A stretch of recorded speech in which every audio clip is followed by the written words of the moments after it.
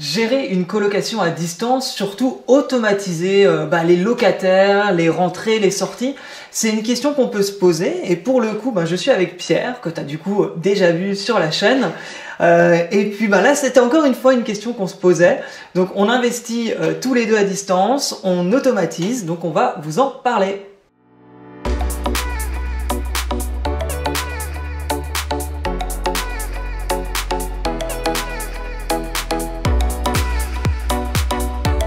Moi c'est Nico du blog Oser Investir, j'investis dans la colocation à distance et sans CDI. N'hésite pas à t'abonner à ma chaîne YouTube et tu vois, tu as une petite cloche, tu cliques dessus et tu seras au courant de toutes les prochaines vidéos. Et puis bien sûr, mon petit guide gratuit des villes les plus rentables en France pour faire de la colocation. Tu as un lien, tu cliques et tu l'auras dans ta boîte mail. Voilà, donc c'est vrai qu'on se retrouve encore une fois pour parler colocation. C'est vraiment le domaine parce que moi, je le répète pour ceux qui n'ont pas vu les autres vidéos. D'ailleurs, elles vont apparaître ici, tu pourras cliquer. On parle de plusieurs sujets autour de la colocation et aussi de ton parcours. Tu as plusieurs colocations, tu en as 4. Actuellement 4, qui tournent. Plus un LCD, enfin une location courte durée. Tu as 3 000 € de cash flow, donc c'est plutôt pas mal. Et tout ça à gestion, une gestion à distance. Est-ce que tu peux nous en parler? Comment tu gères à distance finalement tes colocations? Alors moi c'est un blocage pour vous situer un petit peu dans comment mon esprit m'a évolué par rapport à ça. Au début c'était un blocage, c'est-à-dire je me disais ok, moi j'investis à 450 km de chez moi, je me suis dit premier bien je vais passer par une agence. Finalement le bien comme tu dis je l'exploite en courte durée, bon plus maintenant pour d'autres raisons, mais pendant très longtemps finalement j'ai appris qu'il était possible de gérer un bien à distance. En courte durée. Donc je pense que si on peut le faire en courte durée, on peut le faire avec à peu près n'importe quel type d'exploitation. Par contre, ce qui veut dire qu'il faut s'entourer, bien s'entourer, premier point. Donc la colocation, donc moi première coloc, j'avais quand même des blocages aussi parce que c'était un nouveau mode d'exploitation pour moi. Et je me disais, bon, ok, j'ai un appartement, je vais en avoir un deuxième et l'idée c'est d'en avoir un deuxième, un troisième, un quatrième, etc. Comment est-ce que je fais concrètement pour gérer à distance sans passer par agence? Voilà. Et sans avoir à faire les allers-retours, parce que 4 heures de route, c'est pas possible. C'est ça, et c'est comme tu dis, une problématique où beaucoup de personnes me disent, mais à distance, comment tu fais? S'il y a un problème, les locataires, ils s'en vont, ils rentrent. C'est une vraie peur, j'ai l'impression, des gens qui n'ont pas investi et qui se posent la question. Et ce qui est tout à fait normal, c'est légitime d'avoir ce type de crainte. Moi, je me suis posé des questions. Alors, c'était pas forcément des peurs, mais c'était se dire bon, comment est-ce que je peux faire dans ce cas-là? Un colocataire qui part, un autre qui rentre, les travaux se terminent. Bon, moi, j'ai fait ma réception de chantier, mais les colocs, ils arrivent que 2 semaines après. Je vais pas rester 2 semaines sur place. Comment est-ce que je fais? Il y a, je sais pas, une fuite d'eau dans l'appartement, un siphon bouché où on peut avoir plein de problèmes.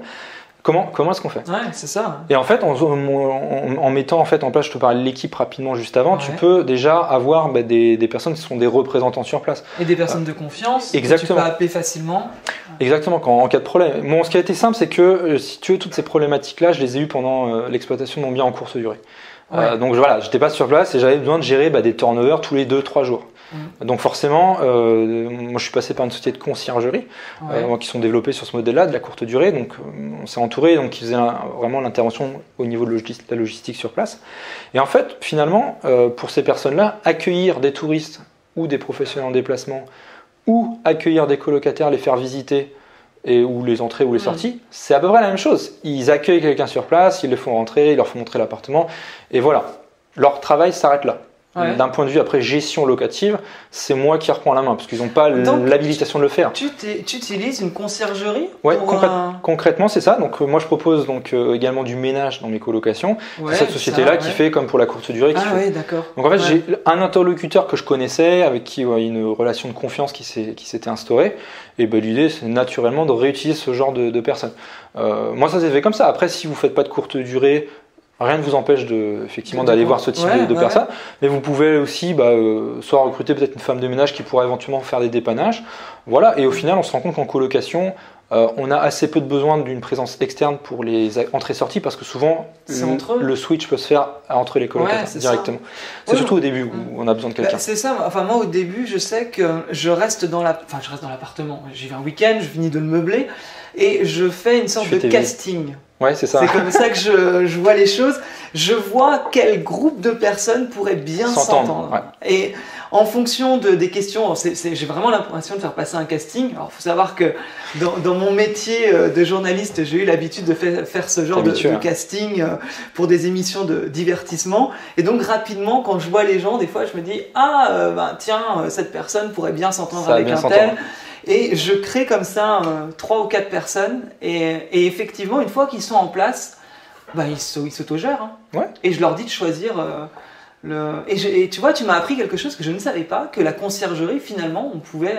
Alors, ça paraît évident quand tu le dis. Ouais, c'est pas naturel. C'est pas... Mais conciergerie égale location courte durée. Et pourquoi pas conciergerie, colocation. Ouais, et bon, pour revenir à la courte durée, donc cet appartement-là, aujourd'hui, je l'exploite en meublé classique, parce que en meublé longue durée.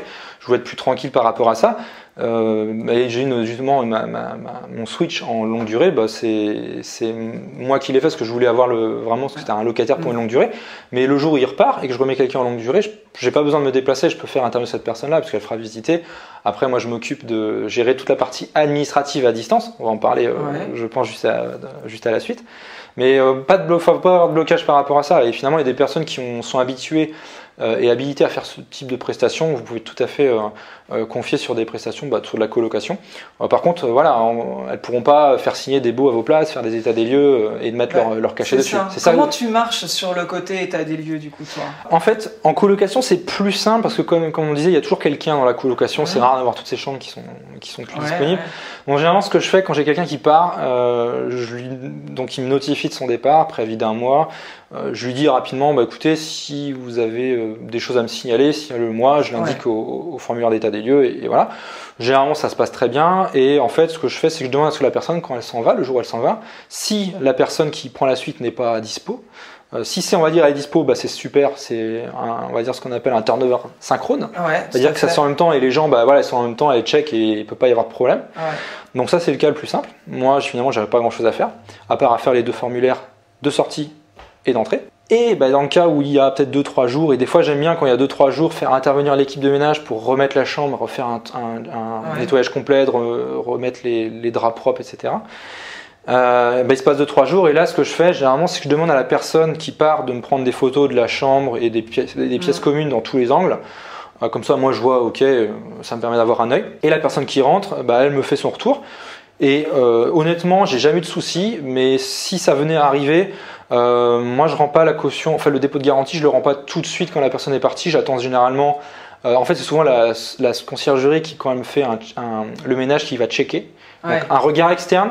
En plus, les colocataires qui sont présents peuvent aussi faire tiers de confiance. Et enfin, la dernière personne qui rentre a aussi un regard. Donc si tout s'est bien passé, là je me dis ok c'est bon, le dépôt de garantie je peux le rendre. Et généralement, il n'y a pas de souci. Pour le coup, en fait, moi, je fonctionne de la même façon. Et même des fois, j'ai le colocataire sortant qui va carrément faire une vidéo.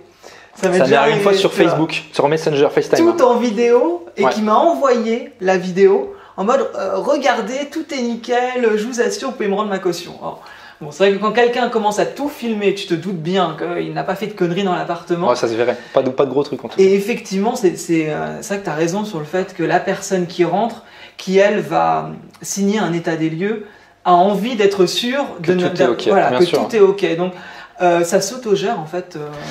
C'est assez fluide en fait. On se dit la colocation c'est plus de turnover que sur, à part la courte durée, mais c'est un cas particulier, que sur la location plus traditionnelle.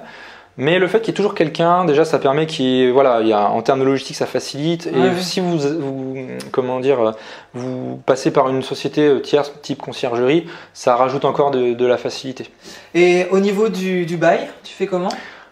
Simple, bail commun, sans clause de solidarité. Je pense que tu dois fonctionner à peu près sous le même type de mode. T'as un peu des deux? Alors moi, j'ai du individuel. T'as du individuel? Alors moi c'est pour une raison simple, c'est plus simple. Pas de problème vis-à-vis du règlement de copropriété. Parce que j'ai souvent eu, par exemple, sur la dernière coloc, j'ai la petite phrase, lever de bouclier dans les copropriétaires en disant vous n'avez pas le droit de faire la coloc, monsieur, parce que il y a marqué ça dans le règlement de copropriété. Alors, je t'arrête une petite seconde. Si tu veux connaître cette phrase justement et j'explique la différence entre le bail individuel et commun, tu cliques ici, tu as la vidéo, j'explique tout. Super important. Faites attention à ça parce que ça peut vous mettre dans l'embarras et dans la panade si c'est mal géré. Donc, tu as su que tu ne pouvais pas louer la chambre, mais que tu pouvais louer Alors, c'est exactement ça. Je peux faire du meublé, mais entier. Je peux pas louer à des personnes distinctes. C'est à peu près les termes qui sont employés dans la truc. Alors, en fait, ce qu'il faut savoir déjà, premièrement, c'est que c'est une clause qui date des années 60-70 qui est passée de mœurs. En fait, à la base, à l'époque, c'était pour les prostituées. Exactement, c'était pour lutter contre les maisons closes et à l'époque, ça se faisait de louer des appartements, enfin des morceaux d'appartements dans le cas des maisons closes. Aujourd'hui, juridiquement, bon, ça tient plus trop la route, mais quand même, si vous voulez pas vous enquiquiner et être tranquille, et notamment vis-à-vis des copropriétaires, parce que moi, mon notaire, et d'ailleurs, je vous conseille, je pense que peut-être tu le dis dans ta vidéo, demandez la confirmation du notaire par rapport à ce point-là qui est important. Très important. Très important. Ouais. Et donc en fait, le fait de faire des baux individuels sur ce type quand vous avez ce type de règlement de copropriété, ça peut poser souci, notamment vis-à-vis des copropriétaires qui vont dire attention monsieur, pas possible, nanana. Donc moi, dans ma dernière colocation, j'ai eu le cas où, en l'occurrence, moi je fais du bail commun, donc j'étais tranquille, et je leur ai très rapidement dit je fais un bail commun, et tout le monde s'est détendu. Mais ça aurait pu être différent, donc toujours premièrement entretenir de bonnes relations, mais notamment dans les copropriétés, vous avez des personnes. Et ça, c'est souvent le cas dans les copros des années 70. Vous avez des personnes qui ont acheté à l'époque, à la construction, qui avaient 30 ans, qui aujourd'hui ont 70, 80 ans, qui vivent à la journée là. Alors bon, quand vous avez des travaux, vous les entendrez, ça c'est normal, mais après, ils voient pas forcément toujours d'un bon oeil les colocataires, parce qu'ils voient ça comme la coloc en mode Friends. C'est ça, avec du bruit, des soirées tout le temps. Donc voilà. Donc le fait de louer en bail commun, c'est plus tranquille par rapport à ça, et c'est aujourd'hui le type de baux moi que Mais tu fais signer électroniquement? Alors ouais, alors justement, en termes de gestion, moi je suis partisan du zéro papier, tout à distance, et je fais signer électroniquement, et je fonctionne par avenant. Ouais, et voilà. Ça. Et je pense que c'est ce que tu fais sur tes colocs où tu utilises ce type de baux. Et en fait, je fais signer à chaque nouvel entrant qui remplace le colocataire qui est parti. Et je fais pareil pour les états des lieux. Et je fais j'ai également un règlement de colocation aussi intérieur que je mets en plus de l'avenant pour la répartition entre les chambres, ce genre de choses. Le règlement de coloc est assez important à mon sens. Il y a même sur une de mes colocs, je fais signer carrément le règlement de coloc avec attention, interdit de fumer à l'intérieur ou la fenêtre ouverte. Enfin, je trouve que ça responsabilise d'autant plus les colocataires, surtout quand tu n'es pas sur place. Il y a un côté où ils signent un papier, c'est-à-dire qu'ils se sont engagés à respecter ce règlement. C'est plein de petites choses qui permettent d'automatiser, je trouve, une colocation. Et ça n'est pas si compliqué au final. Non, alors qu'on a quelques chambres, ça va, c'est simple. Donc moi je fonctionne en dématérialisé complet. J'utilise une plateforme de signature électronique. Je pense que toi tu fais aussi beaucoup de choses à distance. Ça fonctionne bien. Après aujourd'hui, moi j'ai un peu plus de 14 chambres exactement. Donc c'est vrai que même en étant dématérialisé, on a quand même des choses rébarbatives qui viennent, sachant que aujourd'hui je dois avoir des turnovers. Quasiment un turnover bientôt par mois parce que j'ai beaucoup de chambres et j'ai une offre sur une période de moyenne à la longue durée, mais des fois j'ai des personnes qui viennent pour 2 ou 3 mois, notamment dans des périodes creuses où moi je souhaite quand même remplir. Donc ça peut faire un peu de paperasse, on va dire, même si elle est, on va dire, on est sur du zéro papier. Donc là, ce que je suis en train de mettre en place parce que là j'arrive donc à une petite quinzaine de chambres, c'est d'utiliser aujourd'hui tous les outils qu'on a à notre disposition, et c'est quelque chose qu'on n'avait pas il y a 10 ou 15 ans. C'est ça, c'est une chance automatique d'avoir tout ça. Parce qu'aujourd'hui, moi je mets mes annonces sur Le Bon Coin, différents sites d'annonces, etc. Je suis en train de réfléchir à essayer de faire en sorte que j'ai plus qu'à appuyer sur un bouton et que ça publie sur les différents sites. Derrière, c'est aussi, si vous pouvez le faire, alors si vous avez qu'une coloc de 3, ça vaut peut-être pas forcément le coup.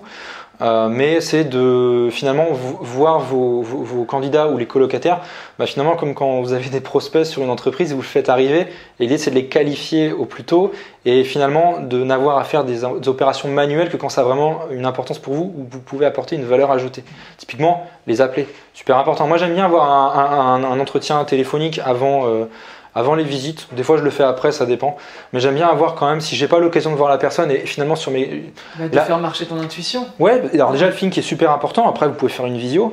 Moi aujourd'hui j'ai eu un petit peu plus d'une quinzaine de colocataires depuis le début où j'exploite, mais bien. Il y en a que un que j'ai vu physiquement et que j'ai mis en place, c'était le premier. Parce que je voulais être sur place. Et je me suis dit, ok, c'est mon premier coloc, faut pas que je me loupe et je veux voir la personne. Et depuis, j'en ai vu aucun. Et il y en a même certains, maintenant, je ne les ai même plus au téléphone. Parce que ce que je fais, c'est que je responsabilise beaucoup les colocataires qui sont présents. Et moi, en tant que propriétaire, je regarde que les chiffres, le dossier, la solidité financière du dossier. Et finalement, je laisse mes colocataires choisir. Oui, parce que finalement, tu ne vis pas avec eux. Déjà, premièrement. C'est eux qui vivent ensemble, donc toi, bon, tu peux laisser faire comme ça et remplir tes colocs facilement. Exactement, et ça fonctionne très bien. Voilà, donc aujourd'hui, vous avez des outils pour pouvoir automatiser, publier. Vous avez des outils comme IFTTT, IF3T, je sais pas si tu connais, pour, entre guillemets, un exemple, vous recevez un mail du Bon Coin pour dire, vous avez dans votre boîte mail un mail, vous pouvez regarder en fonction du titre, savoir si c'est l'annonce de tel bien qui vient de tel site. Et vous, derrière, vous pouvez envoyer un mail automatique ou vous pouvez remplir un fichier Excel pour dire vous avez un candidat. Après, c'est l'imagination qui va limiter les possibilités. On constate quand même que là, on est face à quelqu'un qui est vraiment calé en informatique. Ouais, je suis ingénieur en informatique. Et ça se voit pas. ça se voit pas. Et dans l'informatique, je travaille sur l'automatisation et l'industrialisation. Voilà, des déploiements logiciels. Mais c'est ça, c'est hyper intéressant. Tu vas plus loin dans cette recherche. Voilà, et l'idée, c'est aussi de se libérer du temps parce que, faire des baux, alors communiquer, je trouve ça important. Donc ça reste quand même quelque chose que je souhaite pas déléguer. Mais faire des baux, faire signer des trucs, c'est pas le truc. Moi, ça m'excite pas. Enfin, je vais être clair, c'est pas ce que je préfère et je pense que on est tous les deux dans avec le même avis sur ça.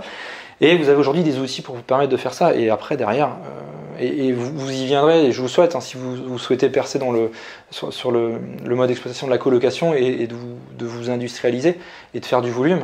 Vous êtes obligé après de passer par ce type de procédé parce que c'est ce qui vous permettra de durer et de passer du temps sur là où vous êtes important. Et là, vous avez une vraie valeur ajoutée. Totalement. Écoute, je te remercie pour tous ces conseils très intéressants sur l'automatisation de la colocation. Et toujours, c'est vrai que je le dis pas tout le temps, mais tu peux t'abonner, tu peux télécharger mon guide gratuit. Et puis, à bientôt Pierre. À bientôt. Salut. Salut.